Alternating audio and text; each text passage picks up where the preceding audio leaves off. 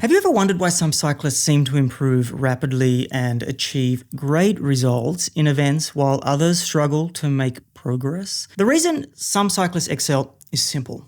They've figured out how to focus on areas that get them the best results. And today I am going to show you how this works. And I know it works because I've been using this for years. I've been helping hundreds of cyclists that I've coached over 12 years to get fitter and faster. And I've also helped cyclists achieve their goals, whatever they may be. But in this case, we're talking race or event goals. And today, I'm not talking about elite cyclists that are competing in the Tour de France, but everyday cyclists with life stresses who are making significant improvements and hitting their cycling goals. And here's what we're going to cover. The 5 things stopping you from getting fitter and racing faster. And which of these 5 things that you need to focus on right now to see the best results. And one major issue that's common but easily fixable. And I look at a lot of cyclist training and most have a significant error in their training approach. Like you just are not going to get very far if you do this. And I asked people on my email list to submit their Training Peaks account so we could go over. And I also asked them to say what their goals were. And in nearly every case, the goal that they mention is different to what they should be focusing on. So the good news is that it's an easy fix. And I'm interested to share it because it will be life-changing for some of you. But let's break down how you should think about your cycling basically for the rest of your life. And the good news is it's actually kind of simple once you get the hang of it. So let's take a look and let me explain. So imagine you're on a road and you need to get from the start to the finish as fast as possible, which is basically cycling. But then you have 5 speed bumps on this road, and the size of the speed bumps depends on how well you figure out each step in this process. And so the better you do figure it out, the smaller they are and the faster you will go. Sometimes they're small, sometimes they're big, but sometimes there is one obvious thing blocking you and slowing down your progress. So let's look at a real-life example of these concepts. I'll show you how to fix common problems and how you can apply these fixes to your own cycling. So I'm going to go through this with one person so they know exactly what to focus on to be fitter and faster. And we're going to have a high-level look at their training, and we can then really dig into where they can focus for best results. And by the end of this, hopefully you'll also know exactly in your cycling performance why it's being held back and how to fix it. So let's adjust things here. And okay, we have Miguel from Portugal. Bom dia, Miguel. Thank you for submitting your information here. And I've taken a guess. I'm saying you're in your 30s. Yeah, I think 30s is a pretty safe guess. And you wrote down your fitness goal as being you want to lower body fat and increase performance in Grand Fondos. And your event goal is there's a specific Grand Fondo in November, which is 15 weeks away, in the Algarve, Portugal. And you want to be top 20 in your class. So this event, I looked it up, it's 133 kilometers with 2,450 meters of climbing. So a very, very solid goal.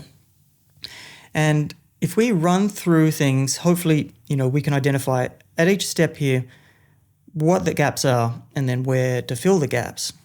Now, the first place that I want to start is better understanding your strengths and weaknesses, but in comparison to your peers, to other people that you may be riding against. Now, I don't know exactly who you're riding against. This kind of set up for the CAT system in the US.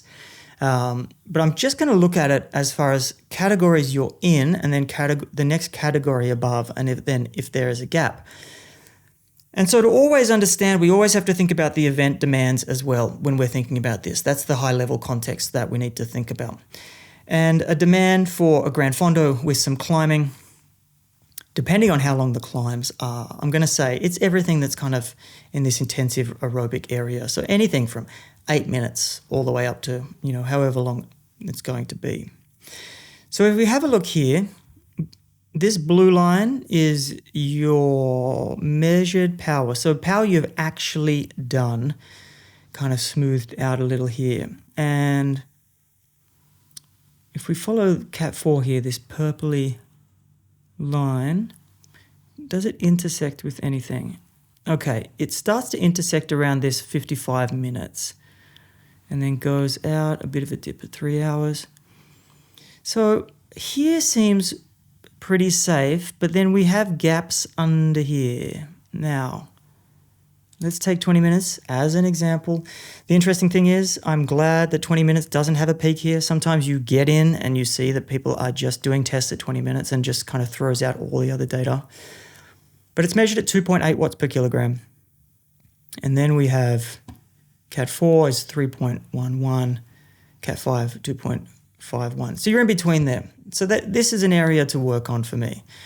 This is an obvious area based on event, based on the gap, based on competitors at the moment.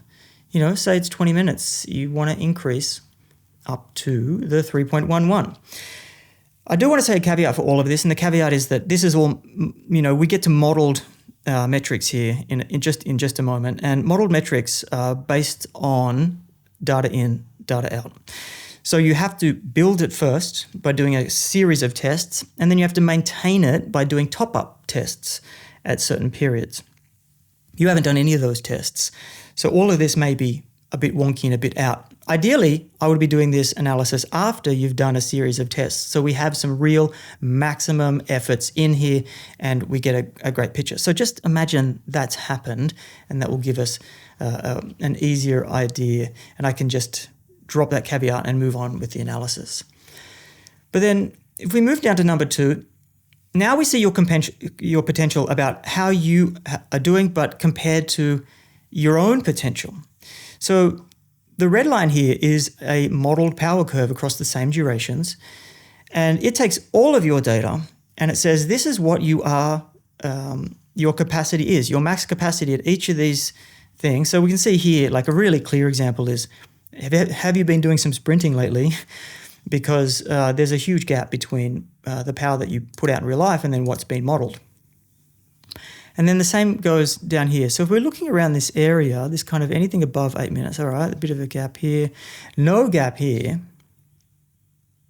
you're actually above it for most of it. At 20 minutes, there's a gap, okay, not too high. So, you know, maybe a test would change this. And then what do we look with the longer efforts here? And the longer efforts aren't so bad.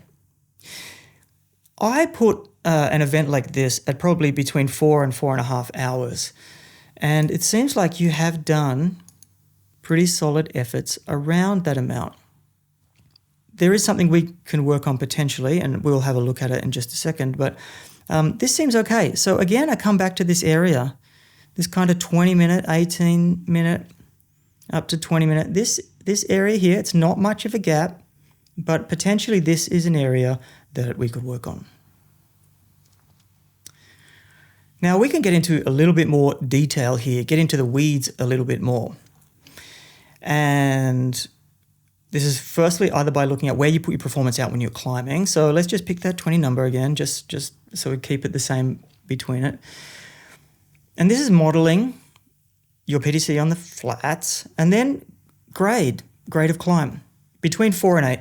So between 4 and 8, if you're a strong roulaire, a bigger lad, time trialer, 75 kilograms, you can get over these climbs no problems. You only start to get into trouble once you do hit 8%. A pure climber is probably 10% plus, 12% they start to shine. Body to weight ratio really starts to shine. The power to weight ratio really starts to shine. But overall, it seems like, okay, you're putting out better power, even for 20 minutes, at that higher rate. So, you know, at that higher grade. So climbing doesn't seem to be a problem here. You have mentioned you want to reduce your body fat. So weight reduction would definitely help in this regard. Outside of anything, it would definitely help. But then I don't think specifically climbing, is something that you need to work on. And then again, in a little bit more detail here, we can look at this kind of age-adjusted comparison. And the age-adjusted comparison, it's for people that are non-competitive. Maybe they're only competitive with themselves, but they have no other way of measuring how you are tracking against other people, so you know for your age if you're fit. And people are curious beings, and this is something that I come across. People want to know this stuff, and we see it in different platforms where they have this ability to do this. I don't know if your age is in there, your date of birth is in there, so let's not assume anything, but it is really handy if you don't have that competitive outlet, but you want to do well in a specific thing, get a specific result, so we can ignore this for now. The final part about looking how you compare to yourself is this idea of durability, this idea of fatigue resistance. And the way that I like to look at fatigue resistance is kilojoules times kilograms. And in an event, 4 hours, 4.5 hours with lots of climbing, I think this 30 kilojoule per kilogram, sort of 2,200, is a good measure. You will get to the last 30 minutes or so at, whatever it is, at 2,000, for example, and then you need to see how you perform. So say it finishes on a climb and you've already done 2,000, how would you do then? Okay, and 132 watts for these 20 minutes, but you're modeled at 221. Now, that's nearly 100 watt difference. So maybe you haven't done enough rides again to test it to see if it's a real thing. So you would go out and you would just do this. You would go out and ride 2,200, 2,300, whatever, kilojoules, and then you would do a 20-minute all-out effort to see how you're going. It would be also something to train if it showed up that this is something that you're not strong in and you're losing a lot of power once you go over this. Of course, this is one of those things, durability, fatigue resistance, it just comes with time. There's no sort of shortcuts to durability, but we can at least know where you are. We can at least track any type of progress, and we can at least give it a crack. There's no reason not to train some of this some of the time, even if it is just for the mental benefit of knowing what this feels like, because this is hard stuff. This is the stuff that makes the difference in events. All right, so now we move down to the third one. See how you compare above and below capacity. Again, my caveat, wonky as hell, but useful. I found this really useful. Useful, and the first thing we look at is FRC, W prime, your ability and capacity over threshold. And we kind of benchmark it. And you see over here, we can benchmark it against type of riders. And you are this dot here, and you're close to an all-rounder, 15 FRC. So 14, 15, okay, 15. So you can see there was a bit of a dip when it changed. But for me, there's no need to change this. If you're a professional cyclist, a climber, GC contender, you want to get this actually as low as possible. This is kind of why Pogačar stands out, because he has a bit of a sprint amongst other contenders. So he must have a little bit of high. He has the ability to have a high threshold and a higher FRC.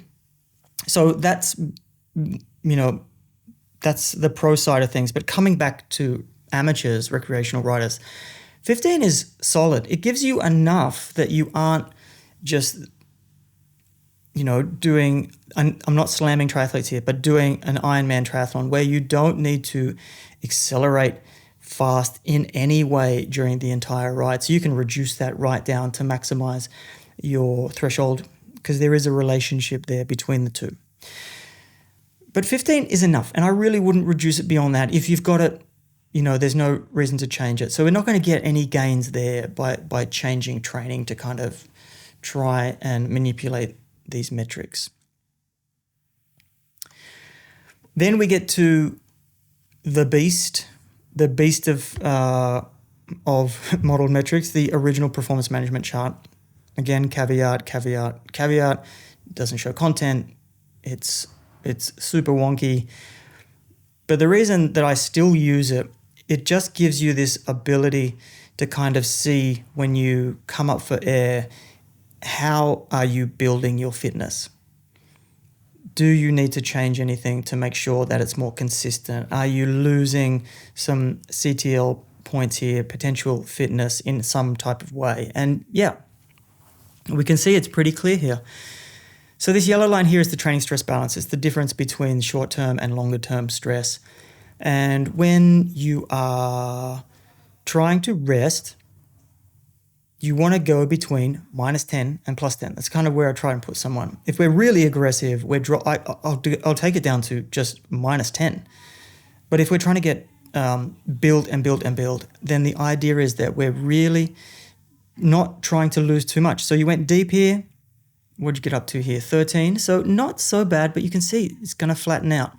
Tried building again, and then I don't know what happened here, but it's obvious that you lost a whole bunch of fitness here. You know, this can be a life event. This stuff happens.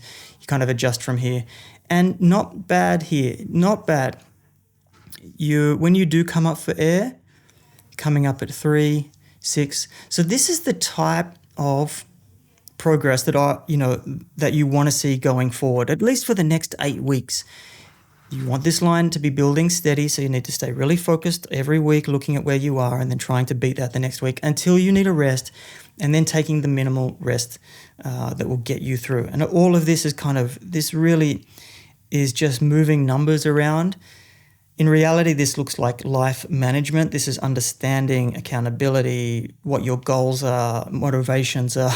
You know, there's a lot that actually goes into maintaining riding amongst all the other things that life sort of throws at us.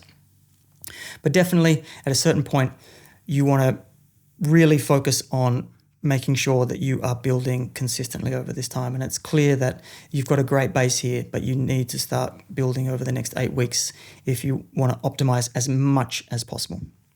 Now we get to the final one, and that's having a clear roadmap. From all of this stuff, what does that say? What do we need to focus on? Now, I like to step back again and just kind of look at what's the potential here. More volume here is always going to help you.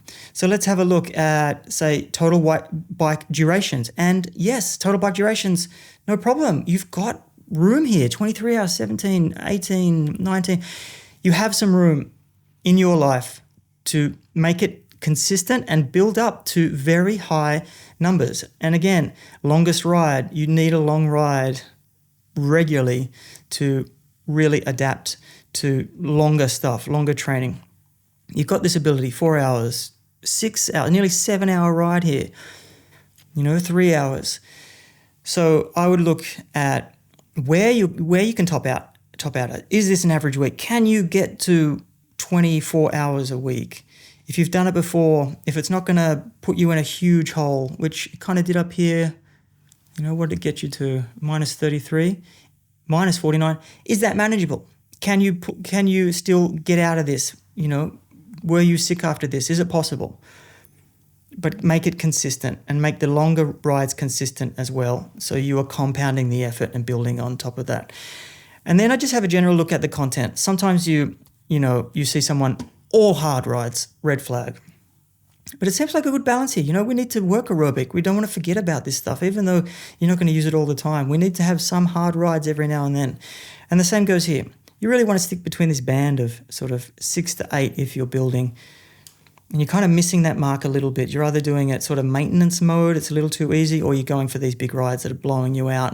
And potentially this is a result of this.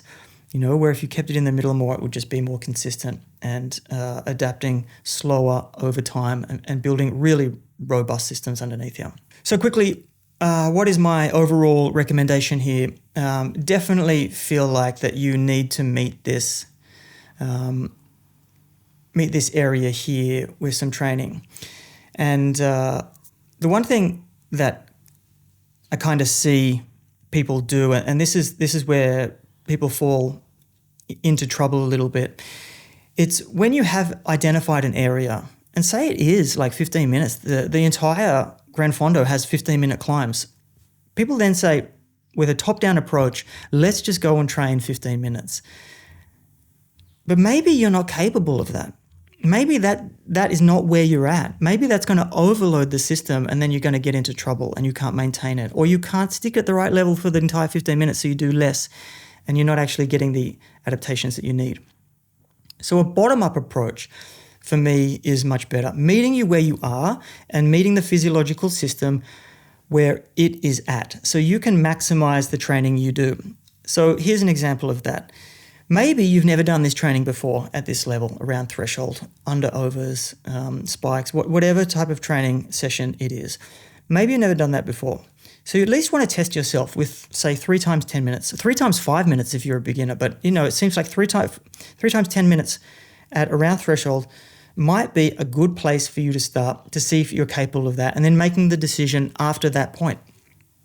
And then you just want to extend it every time. Just make it either longer, shorter recoveries, make it harder every time, whatever that looks like. But that's the difference, where if you say, otherwise you're like, okay, I want to do a 1 minute, 15 minute interval. Maybe it's too hard, maybe it's too easy. You really want to train the physiological system that you need for those durations. And then you can test, and then you can test after that. And if 20 minutes is the weakness, if you've done it right, 20 minutes should also increase. That's the trap that I see people falling into with strategy, focusing on the wrong thing. Now, that's not to say that when you get close to the event, I wouldn't do some trial runs, some more race or event-focused efforts to mentally get into the game. And hopefully by then you have built the fitness where there's not a huge gap between your performance and what you need to do well. That's a totally different story, though. That's sharpening, that's tapering, that's getting ready for a specific event. But if you want to build and you want to build the physiological system properly, it's focusing on where you are at, the system you need to train, and then kind of trying to figure out how then you can make regular adaptations based beyond that. But that's it. That's all I've got. If you do follow these 5 steps, if you have a look at your training and you address this process, then you'll be able to pinpoint exactly what's holding you back, and compared to your event, compared to other people in your event, and then hopefully then you can then set a clear roadmap and path to your event, and your cycling performance will be better than ever.